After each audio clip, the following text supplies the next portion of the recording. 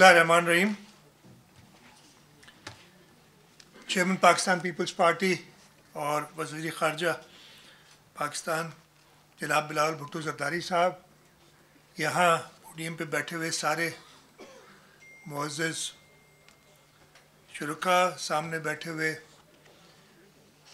सूबाई काबीना के मेंबरान, सूबाई असम्बली के मेंबरान, नेशनल असम्बली के मेंबरान, सेनेटर्स,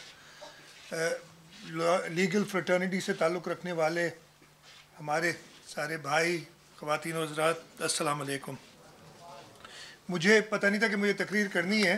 अच्छा, मेरे स्टाफ ने वैसे ही एक तकरीर बना के सामने रख दी थी, लेकिन मैं नहीं उस पर बात करूँगा। जो मेरी जहन में बात आएगी वो कह दूँगा। और कुछ अर्सा पहले मुझे सिंध हाई कोर्ट बार ने बुलाया था, उनका एनुअल डिनर था। उसमें उस वक्त मैंने कुछ तकरीर की तैयारी की थी और वो आइन के मुतालिक ही थी। तो मैं जो उस चीज़ मुझे याद है, मैं उसी को यहाँ रिपीट कर देता हूँ। सॉर्ट ऑफ कुछ चीज़ें जो 2019 के बाद से अब तक और बातें आगे बढ़ी हैं। जैसे रज़ा रब्बानी साहब ने बताया, जो 63A की तशरीह की गई है ऑनरेबल जजेस ने, उसका भी थोड़ा जिक्र करूँगा।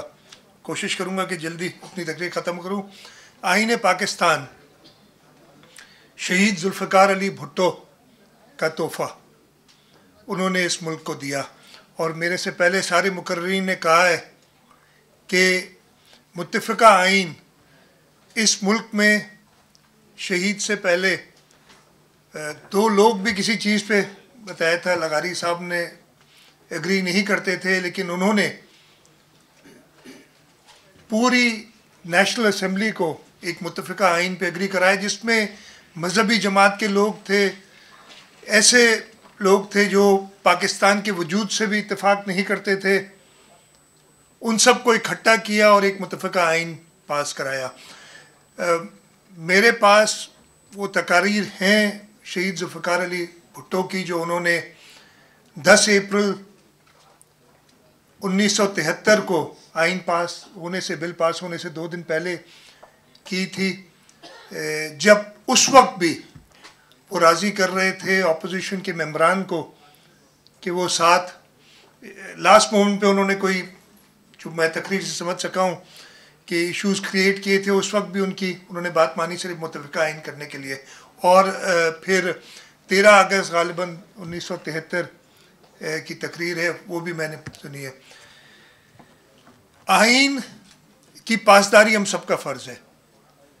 जो भी इस मुल्क का शहरी है उसको ज़रूरी है कि वो आइन पे अमल करे, लेकिन आइन का दिफा करने, आइन को, वो कॉन्स्टिट्यूशन में लफ्ज़ हैं प्रिजर्व, प्रोटेक्ट एंड डिफेंड। जब हम हल्फ उठाते हैं तो सिर्फ 3 क्लासेस हैं। एक आम शहरी का काम नहीं है आइन का दिफा करना, ना किसी वर्दी वाले का काम है आइन का दिफा करना। आइन का दिफा सिर्फ लेजिस्लेचर, जब आप ओथ उठाते हैं कौमी असम्बली, सूबाई असम्बली या सेनेट का, तो आप कहते हैं कि जी I will preserve, protect and defend the constitution of Islamic republic of Pakistan. जब आप एग्जीक्यूटिव, कोई वज़ीर बनते हैं, वज़ीर आज़म बनते हैं, वज़ीर आला बनते हैं, सूबाई या वफाकी वज़ीर बनते हैं, तब भी आप ये हलफ उठाते हैं। और तीसरा हलफ जुडिशरी उठाती है इस चीज़ का कि हमने आइन को प्रिजर्व, प्रोटेक्ट और डिफेंड करना है। ये 3 लोग हैं जिनका काम है दिफा करना, बाकी सबका काम है आइन को फॉलो करना। तो इन 3 क्लासेस को आपने उतनी ताकत देनी है, और आइन ने वो ताकत दी थी। और किस तरीके से उस ताकत को ख़त्म किया गया है, मैं आज कोशिश करूँगा जल्दी से बताऊँ। जब 1973 का आइन बना था, महमूद शाम साहब ने वो आइन की किताब जो 12 दिसंबर 1973 को प्रिंट हुई थी पहली बार, वो दिखाई, वो मेरे पास मौजूद है। उस आइन की किताब में, मैं पहले लेजिस्लेचर पे आता हूँ। लेजिस्लेचर के लिए आर्टिकल 62 और 63, इसकी बड़ी बातें अब हुई हैं। आर्टिकल 62 यानी क्वालिफिकेशन, लेजिस्लेचर की सिर्फ 3 रिक्वायरमेंट्स थी।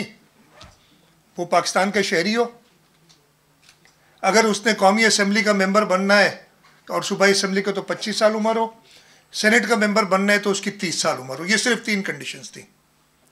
जो डिसक्वालिफिकेशंस वो 4 थी, जहाँ तक मुझे याद पड़ता है, हो सकता है मैं कुछ गलत कर, वो ड्यूल सिटीज़न ना हो, वो इंसॉल्वेंट डिस्चार्ज इंसॉल्वेंट ना हो, और पाकिस्तान की सर्विस में ना हो। मेरे ख्याल ये 3 थी, चौथी मेरे जहन से निकल रही है। अब कितनी है? वो मार्शल्ला आया, ज़ियाउल हक ने सिर्फ लेजिस्लेचर को कमज़ोर करने के लिए उसने उन 3 कंडीशंस को, जो क्वालिफिकेशंस थी, उनको 7 बना दिया। अब कोई और मेरे लिए, मेरे वोटर्स नहीं, कोई और मेरे लिए ये फैसला करता है कि मैं ईमानदार हूँ कि नहीं हूँ। कोई और फैसला करता है कि जी मैं इस्लामी नज़रियों का पासदार हूँ कि नहीं हूँ, मैं ऑनेस्ट हूँ कि नहीं हूँ, राइटस हूँ कि नहीं हूँ, सगेशियस हूँ कि नहीं हूँ। उसके अलावा वो जो डिस्क्वालिफिकेशंस थी, जो मैंने बताया सिर्फ 4 थी, उनको बढ़ा के वो जो आता है वो 1-2 ऐड करता रहता है। लास्ट काउंट पे 16 है वो डिस्क्वालिफिकेशंस। मैं मोहतरम रज़ा रब्बानी साहब बैठे हैं, वो सब थोड़ा सा एतराज़ है। जब 2000, और मुझे पता है प्रॉब्लम्स थे, जो इश्यूज थे उनका है, लेकिन मैं जिक्र अपनी बात तो करूँगा ना। 2010 में जब 18वीं तरमीम हुई तो इन सारी जिन्होंने लेजिस्लेचर को कमज़ोर किया, उन सारी चीज़ों को हटा के बाहर फेंक देना चाहिए था। इश्यूज थे, होंगे। मेरा ये ख्याल है, बहुत ही एहतराम के साथ जस्टिस मकबूल बाकर साहब बैठे हैं, दो ही मेरे ख़िलाफ़ भी डिस्क्वालिफिकेशन हुई थी, लेकिन इन्होंने मेरी वो जो he was heading the bench, जिन्होंने, और रशीद रिजवी साहब मेरे वकील थे उस केस में, जिन्होंने उसको डिस्क्वालिफिकेशन को ख़त्म किया था। लेकिन उसके बाद सुप्रीम कोर्ट में कोई और बैठे थे, उन्होंने वो बात ना मानी। अब उन्होंने क्या किया 2010 में कि कहा, वो जो है ना, is honest righteous sagacious unless a court, unless proven otherwise by a court of law or something like that, I don't remember the exact words. अब हमारे जो 2010 से पहले आर्टिकल 62 और 63 इतना ज़्यादा इस्तेमाल नहीं हुआ था। उसके बाद तो जी जजेस, जुडिशरी बहुत ही एहतराम के साथ बीच में आई और उन्होंने कहा जी ये सियासतदानों को, लेजिस्लेचर को कमज़ोर करने का शायद यही तरीका है। हर एक ने वो खुद उठा के, कोई कहता है इतनी वेरिड जजमेंट्स हैं, कोई कहता है कि जी रिटर्निंग ऑफिसर जो है वो भी डिस्क्वालीफाई कर सकता है, कोई कहता है नहीं जी इसलिए कि वो भी कोर्ट ऑफ लॉ है। खैर मैं वो बहुत लंबी बहस में चला जाऊंगा, पहले ये किया। एक और एग्जांपल आपको देता हूँ। जो 1976 का रिप्रेजेंटेशंस ऑफ पीपल्स एक्ट था,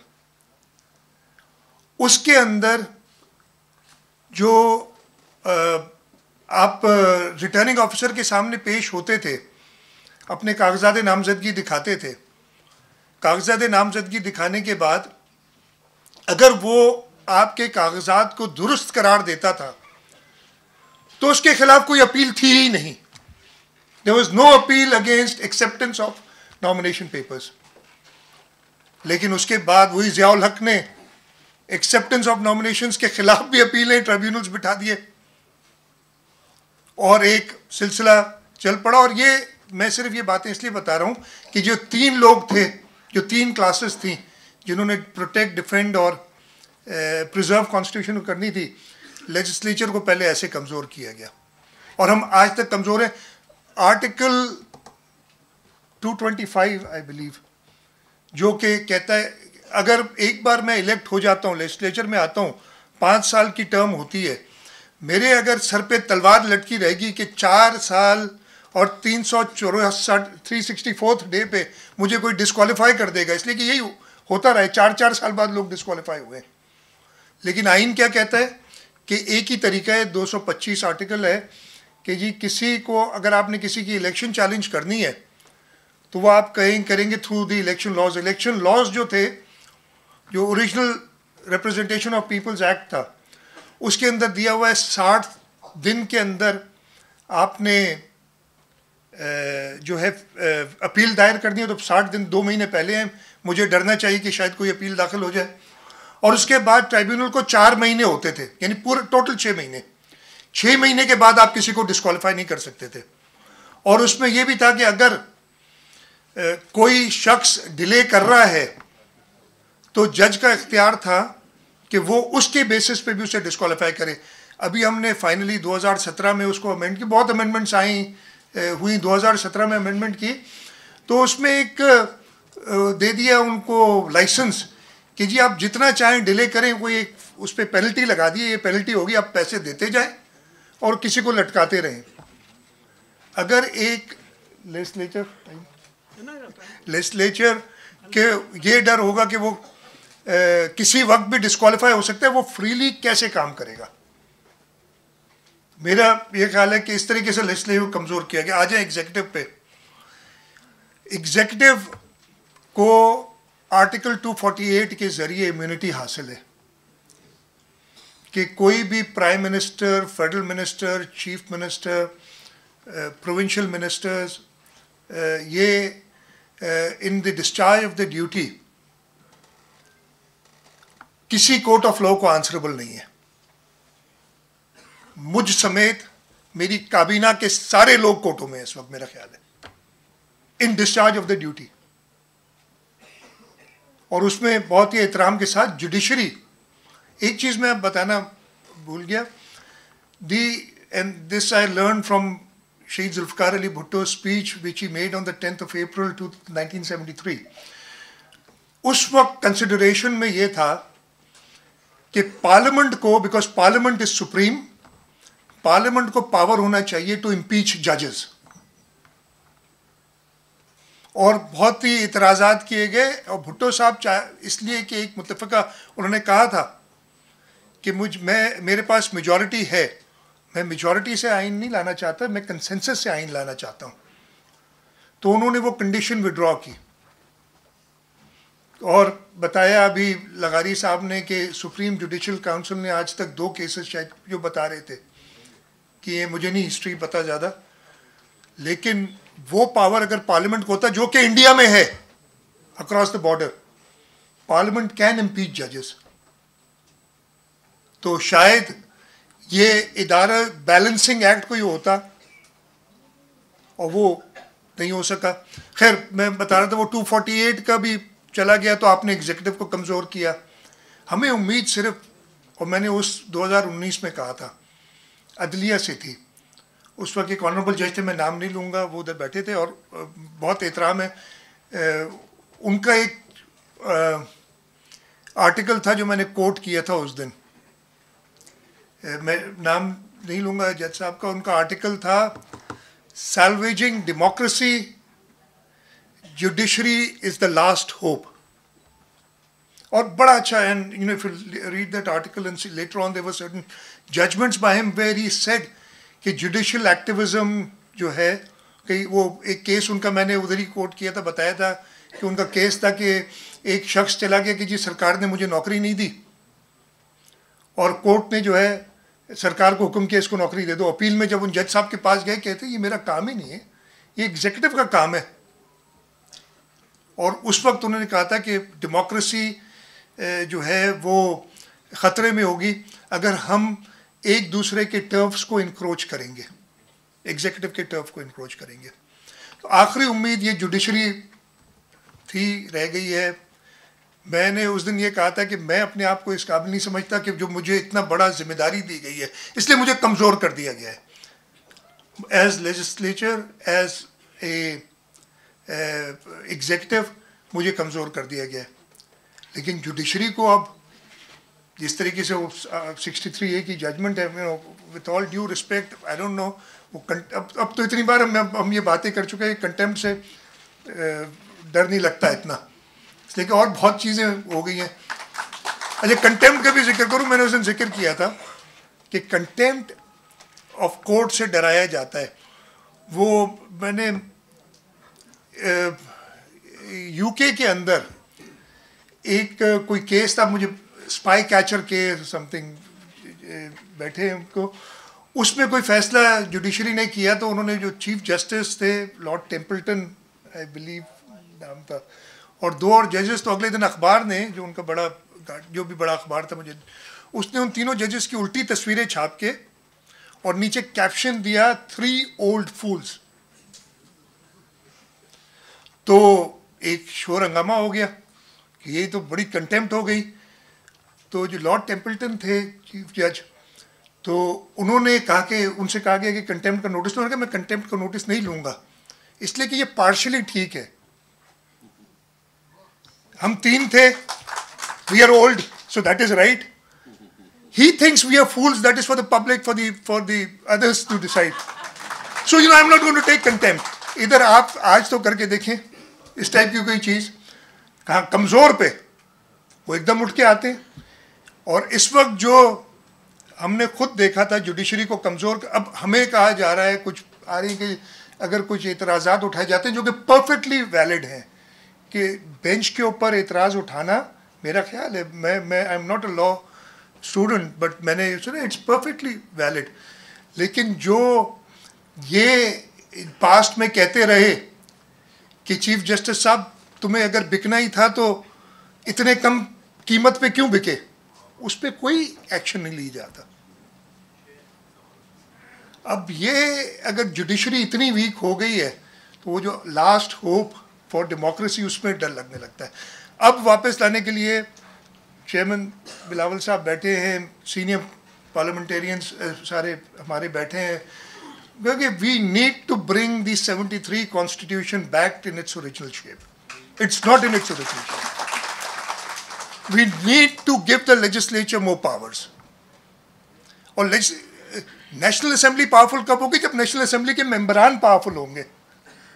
एक इमारत, एक इंस्टीट्यूशन पावरफुल नहीं होती, उसके अंदर जो लोग बैठे हुए, अगर आप उनको ऐसे ही डराते धमकाते रहेंगे कि वो हर वक्त डरें, तो वो कहाँ से अपना काम दुरुस्त कर सकेंगे, कैसे पब्लिक को सर्व कर सकेंगे। मेरी बस यही 2-3 गुजारिशात थी। इस फोरम के ज़रिए ये 50 साल पूरे हैं। Let's bring the 73 constitution and the laws back. वो मैं एग्जीक्यूटिव की बात कर रहा था, इस वक्त वो जो 2017 का कानून है ना, मैंने बताया था ना, सिर्फ 3 डिस्क्वालिफिकेशन होती। जब जाते थे वो आरओ के पास, सिर्फ 3 चीज़ें प्रूव करनी होती थी। मैं जी पाकिस्तानी शहरी हूँ, मेरी उम्र 25 साल है, एंड दैट इज़ इट। मेरे हिसाब से तो उस वक्त कोई जेल में बैठ के कन्विक्टेड आदमी भी इलेक्शन लड़ सकता था। अगर लोग उसे इलेक्ट करें तो वो इलेक्टेड होता था। अब क्या होता है कि जी वो हमने पावर दिया है, खुद रूल्स में नेशनल असेंबली ने पावर्स दिए। 2017 का कानून देख लें कि आरओ जो है वो पुलिस, एफआईए, नैब, कई इलेक्ट्रिक, वापडा, सबसे इंफॉर्मेशन लेगी और कोशिश करेगी कि इस शख्स को नाअहल करो। ये मैं हकीकत बता रहा हूँ आपको। आप सारे जो लोग जाते हैं नॉमिनेशन के लिए करते, कितने हम, वो जो पलंदा होता है ना, वो इतना मोटा बना के ले जाते हैं। ये इतने हमारी नॉमिनेशन पेपर होता है। मैंने अपने वालिद के नॉमिनेशन में 4 सफ़े होते थे, उसके साथ कोई अटैचमेंट नहीं होती थी।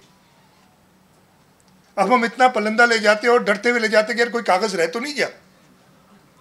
ये क्या तरीका है? मतलब ये उस शख्स को आप कह रहे हैं, जिसको आप कह रहे हैं कि अपने लोगों से जाके वोट ले और कल रिप्रेजेंट करें। तो ये कुछ चीज़ें थी। मैं चाह रहा था कि ये फोरम मिल गया, और मैंने यही बातें सुप्रीम कोर्ट के जज और chief justice and high court के सामने भी की थी। मैं अब मुझे मौका मिला है, पार्टी लीडरशिप है, हम सारे काफ़ी इधर लेजिस्लेटर्स बैठे हैं। Let's make ourselves strong so that we can deliver. और अगर हम ऐसे ही आगे चलते रहे तो हमें कहीं ना कहीं फिर रुक जाना पड़ेगा, कभी किसी जुडिशरी की डर की वजह से, कभी किसी और के डर की वजह से। बहुत बहुत शुक्रिया। जिए भुट्टो।